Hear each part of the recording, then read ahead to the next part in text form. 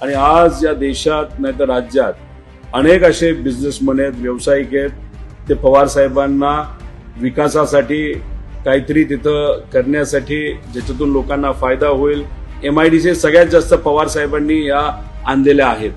नवी मुंबईचा जो विकास आपण बघितला तर पवार साहेबांच्या काळामध्ये मोठ्या प्रमाणात तो विकास झालेला आहे. आणि त्यावेळेस सामान्य गरीब शेतकरी सुद्धा पवार साहेबांना भेटत होता, नेते साहेबांना भेटत होते, तिथले असणारे भूमिहीन लोक साहेबांना भेटत होते, तिथले व्यावसायिक भेटत होते, बिल्डर भेटत होते.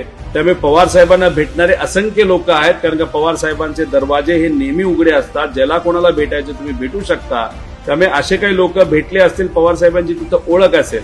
पण आमच्या सगळ्यांची मागणी, आमच्या पक्षाची मागणी आणि पवार साहेबांच्या मार्गदर्शनाखाली हा पक्ष चालतो. आम्ही सर्वजण पदाधिकारी आहोत.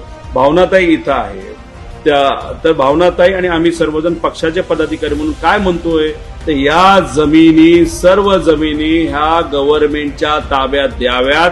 गव्हर्नमेंटला दिल्यानंतर त्या जमिनी जेव्हा सिडकोच्या ताब्यात येतील तेव्हा तिथं असणाऱ्या भूमिपुत्रांना ज्या जमिनी गेले 10-20 वर्ष मिळत नाहीत, त्या भूमिपुत्रांना आगरी समाजाचे, ओबीसी आगरी समाजाचे जे भूमिपुत्र तिथे अनेक वर्ष आपल्याला मोबदला मिळावा यासाठी वाट बघतात, आत्महत्या करण्याचा प्रयत्न तिथं करतात, त्यांना त्या जमिनी देण्यात यावा अशी आमची भूमिका आहे. तर आमच्यावर विरोध करणाऱ्या लोकांना एवढंच सांगायचंय, जमिनी कुठल्या तरी वेगळ्या व्यक्तीला द्या असं आम्ही म्हणत नाही. आम्ही म्हणतोय जमिनी सरकारकडे याव्यात. आणि हे जे इथं वकील बसलेले आहेत यांचं सुद्धा तेच मत आहे.